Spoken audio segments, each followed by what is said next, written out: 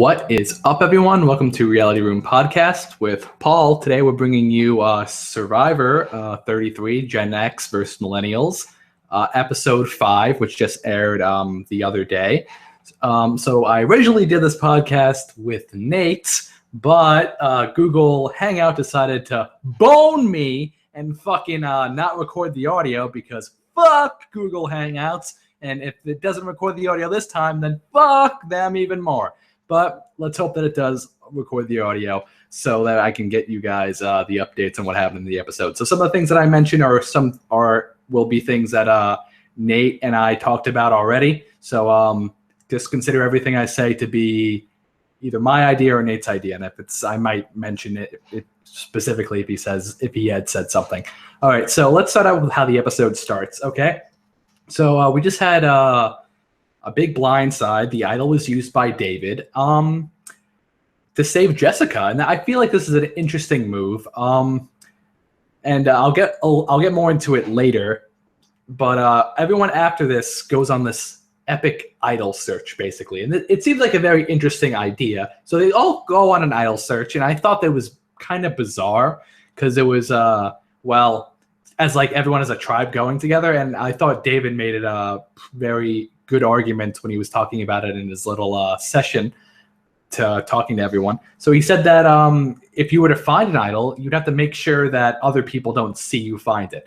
And then, oh my God, of course, David fucking finds the idol again, and it's fucking like, what the fuck? Like, David's like the luckiest guy on the planet. Although Nate made a good point when we did the podcast, it didn't end up recording the audio. He said that David probably knew better than everyone else what to look for because he knows what the insignia looks like. So he used that to his advantage. He saw the purple insignia, washed over, and then he opened the idol and he's like, hey! And of fucking course. So let's talk a little bit about Ken and Jessica. So Jessica tells Ken about her little special power that she got on the first episode, the one that doesn't kick in until day 36. It's a little ambiguous what this power is, but she told him about it because she wanted to establish trust with Ken. Nate seemed to think that it wasn't a good move on Jessica's part because if that was to ever get out, that she had this power to anyone else, then it could put a target on both her and Ken, or maybe Ken would want to go after her. Although I think for now, I think it was a good move on her part in order to gain the trust of Ken, who actually voted her out last week. I believe the votes were Cece and David that ended up not saving her, but ended up getting was it Lucy? Yeah, getting Lucy out. I think it was Lucy. It was getting Lucy out. If that's not our name, don't whatever. Okay, so then we have an interesting setup. Everyone that watches Survivor basically already knows that at some point the tribes are going to get switched up, and it's usually week 4, week 5. It just makes sense that they do it at that time period. But they knocked it out to 3 tribes this time, and I always I love the 3 tribes thing. I just love it because I feel like it's just a different game when there's when there's less people on the tribe, because everyone then has to try, basically. You know what I mean? Everyone's a target. You don't know what's going to happen if they lose a challenge. You just don't know. So let's talk about how the tribe breakdown ended up, and it was pretty exciting. So let's start out with the new millennial tribe, which is now called Vanua. So Vanua now consists of Cece, Chris, David, Michelle, and Zeke. So it's an interesting combination, and I'll tell you why. So let's start off with the Gen Xers. So we have David and Cece. So they're in an alliance, or we're in a pseudo alliance, and I'll get to that later.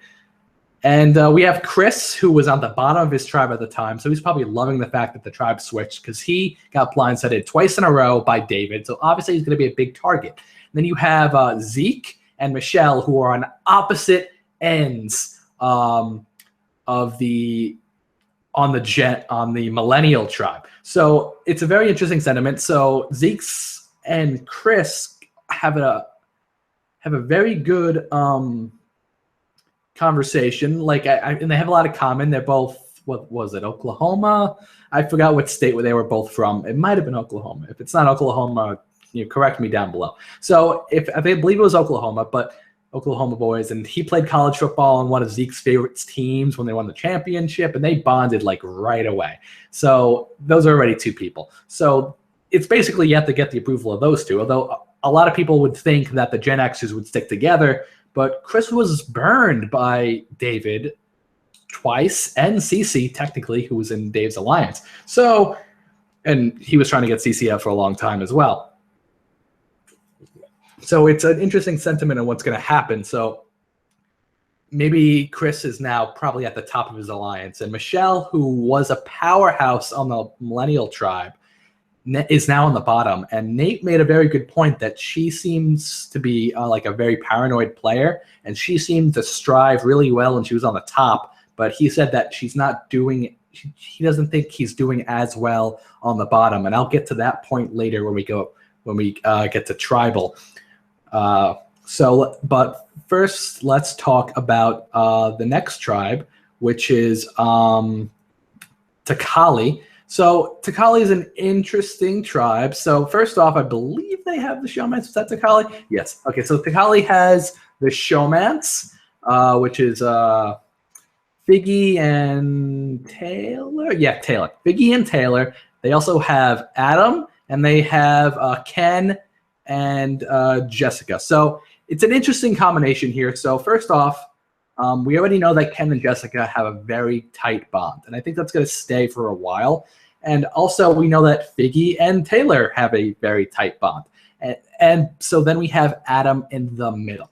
So, it's just interesting that, it's one of those final five scenarios when we have like two duos and then the fifth. And that's always the fifth that's going to end up being the tiebreaker vote, It's going to be like the swing vote. So both sides are going to end up vying for Adam's vote if they were ever to get to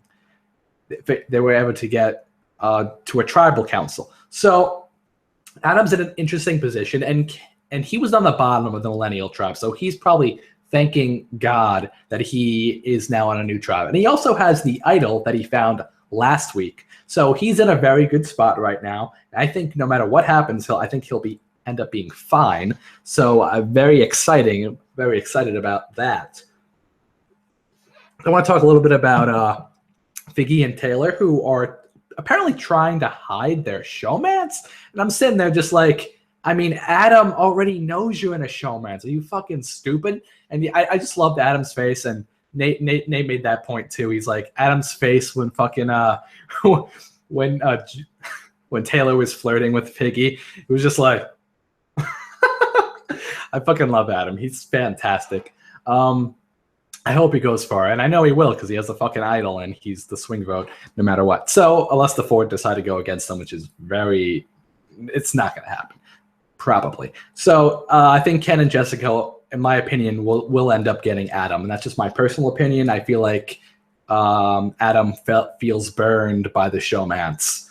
Well, not burned. He was trying to get her out, but he probably wants to break them up because they could be powerful if they get too far, but you normally want to take one out. And Nate made an interesting point. He says that typically in Survivor, you have one person from a Showmance go very far and the other not so much. So he seems to think that it's going to be Figgy that gets far.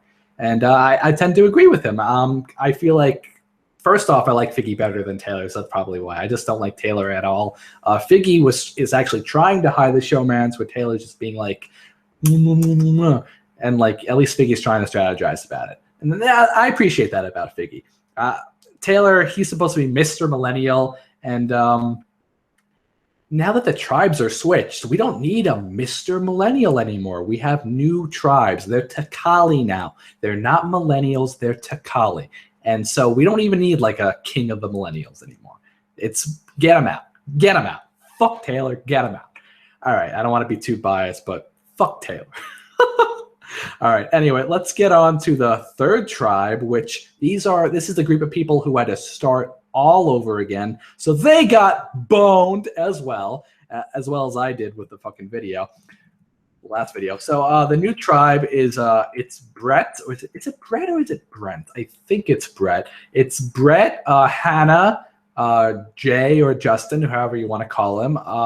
Michaela, is it Michaela? Yeah, I think it's Michaela. Sunday and Will. So this is an interesting combination. So you have 4 millennials and 2 Gen Xers. So Nate made a very good point when he says that when we talked about Michaela making the fire. So he seems to think that she's going to be a very unifying force for the tribe, and he thinks that no one's going to vote her out for any reason because she seems to be like a powerhouse for the challenges and all that, and we'll get to that a little more later.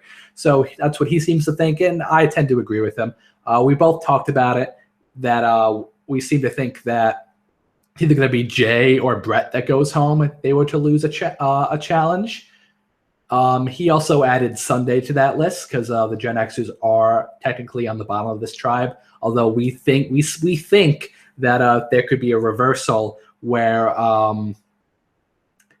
the millennials decide to go after Jay. Because Jay, Nate made a funny comment when he says that Jay's not the smartest strategic mind. And he's right. He's not. Like, he can do basically everything to survive, but he doesn't have that strategic mindset. And that's what you really need in this game. That's what people like David have, although he kind of fucked up last week. Whatever. And that's what people like other people in his tribe have. I feel like Will has it. I feel like Hannah has it. Hannah is in an interesting scenario right now because she was on the way bottom of her other tribe, and she was probably at risk of going home if the millennials were to have lost another challenge. So she got really lucky with a tribe switch, and now she seems to be like just floating along right now. Like, no one's really talking about her. She's not on the bottom. She's not on the top. She's just like there, but she's not a target, and that's very important for her. And I think she'll strive very well later on in the game if she builds the connections that she can right now. I feel like she has to get close with Michaela again, maybe establish relationships with, I guess, the rest of the millennials, and probably minus Jay, though. That's what I feel that she should do. All right, so we talked a little bit about the tribe breakdowns. Right, and Jay kind of butted heads with Brett a little bit. He said that Brett doesn't know what the hell he's doing, and Jay took a big leadership role in that tribe early on, which is one of the reasons why Nate and I both thought that he could be a target by everyone, basically. The Gen Xers are going to definitely try to throw that curveball in. All right, so let's go into the challenge. It was an interesting. What happened was very interesting in this episode. So they had the 3 tribes. They had to pick up like a boy. I don't know what it's called. I don't know if it's BUOY. I don't know if that's the word I'm thinking of, but for some reason that's what's popping into my head. So they had to swim underwater, pick out these little, I guess, ball-shaped things. We'll just call them ball-shaped things. Pick them up and then swim over. So in this challenge, first off, I want to talk about Michaela. So Michaela fucking dominated when she was doing it. She fucking went in, swam really hard, and she did. And that's why Nate seems to think that she's going to be very. She's not going to be a target in her tribe. I agreed, but I also made the stipulation that later on in the game, people are going to see her as a big competition threat, and that could be a big issue. Nate also made the comment that he said that it's more that this season seems to be more based on how you are competitively at challenges rather than just the strategic aspect, which has been more of the recent seasons. He says it seems to be going back to like the earlier seasons, like 1 to 9, where it was more based on challenges.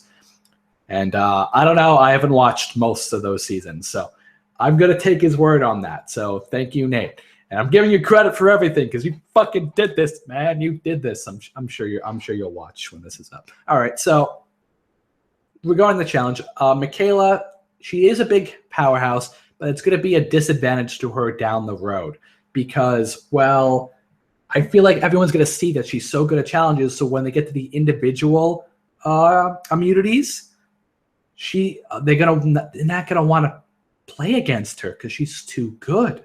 You know what I mean? So I feel like they're going to try to take her out before it gets to those single immunities. And we'll see if that's the case. But betting on that. All right, so we have 3 individuals who fucking sucked at this challenge, and I'll save the best for last. But first was Sunday. This is her first time not being too good at a challenge, so it's not really that big of a deal. She couldn't pull one of the boys underwater, so she just swam and had someone else do it, which is fine. They didn't lose anyway, so it's like whatever. They never cared. All right, so the other person who did bad was Cece, which is very consistent with how she has been doing in challenges, which is awful. So she's just slow. I don't know. She's not very good. Just not very good at all. And it's just the way she's been. I don't know. I don't know. I have nothing really to say about that. She's been consistently not good at challenges. Then we have David, who bombed. Like, holy shit. Like, he was fucking swimming. He got the ball. He climbed up, dropped the ball in the water, had to jump back in the water, dropped the ball again. And Zeke made an interesting comment. He's like, is he fucking throwing this? What the fuck's going on? And I'm just sitting there like, yeah, I think he might be throwing this. Although he was not throwing this, because they would have showed a session with him if he was. But it's just very interesting because it looked like he was throwing it. All right, so we had, was that Takali? 1 second. No, that was Vanua. Okay, so yeah. So David's tribe is Vanua, and David's tribe lost. Big fucking whoop, right? So they go into tribal council again, which I feel like is like David's home territory. So David has the immunity, and he's pondering whether or not he should use it again. Chris, for some reason, don't ask me why, but Chris fucking is not okay. So you think after David burned Chris 2 fucking weeks in a row that he would want to take David out, but he doesn't. Instead, he wants to pull him in. And Nate made an interesting point. He says it's good for his social game to pull David in because David has a lot of good alliance members outside of the tribe, and that David also has a lot of paranoia, so he wants to ease him down so he can build trust, I guess. I think that's the point Nate was trying to make. But I just don't understand it. Like, if it was me, I would have voted David out on a fucking heartbeat. Because one, you're with new people, you can build new bonds with those people, because you don't know if your other alliance members are going to go home or not. You have no control over those other 2 tribes. You don't know what's going on. So you have to establish new connections right away. And that's what Chris did with Zeke. And so they all decide to vote Cece out. So they say that Michelle's going to be the target, and Michelle goes like ape. And then she tries to fucking convince Cece to vote David out, and it's really fucking, it's like what I mentioned before. Michelle just does not tend to do well when she's on the bottom. She gets so paranoid, stir crazy, and you can even tell when they went to tribal that she was still trying to pull a fast one to put the vote on David, and that's what she succeeded on doing with Hannah, with getting the vote to 7-3 rather than 6-4, because she didn't know if she had the votes at the time to get Mari out. So it's just interesting. So anyway, David decides not to use his immunity to save Cece because Chris threatened to fucking deck him if he pulled a fast one again. That was hilarious. So they all vote Cece out. Cece's very surprised, but should she really be? She's not good at challenges. She just doesn't add much to the tribe. When there's not a lot of people in a tribe, everyone counts. Like, everyone's capabilities count, and if they just don't do well, then they just don't do well. So that tribe's going to be very interesting for Nua. So they're down to 4 people, which is it's not a lot of people at all. Like, you're used to seeing, like, late in the game when they have 4 people in a tribe. It's like an interesting dynamic because it has to be a 3-1 vote, because if it's 2-2, it goes to rocks, and no one wants it to go to rocks because those other 2 people are going to be fucking boned. So it's going to be an interesting case if they were to lose again. Although I'm hoping that they don't, and because they're kind of making a big deal out of the showmance in the past few episodes, so you just get a feeling that one of them is going to go home soon, because they really bring it up a lot. And they're bringing it up next episode again, because it seems to be like the intro to every episode. It's like, oh, it's a fucking showmance thing. I'm like, all right, I don't fucking care about the showmance. But I guess one of them has to go soon, otherwise they wouldn't be showing them so much. Right? That makes sense, right?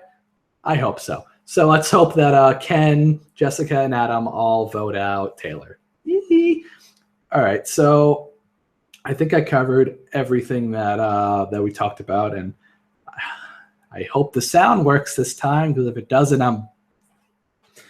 Anyway, I'm not going to think about it. Anyway, this has been Reality Room Podcast with Paul and Nate in spirits. Fucking Google Hangout. Covering Survivor Season 33, Gen X for Millennials versus Gen X, or Gen X versus Millennials. I forget already. But now it's Vanua versus Stakali versus Ikabula, so it doesn't even matter. So we covered that. It's episode 5. Until next time, guys. Peace.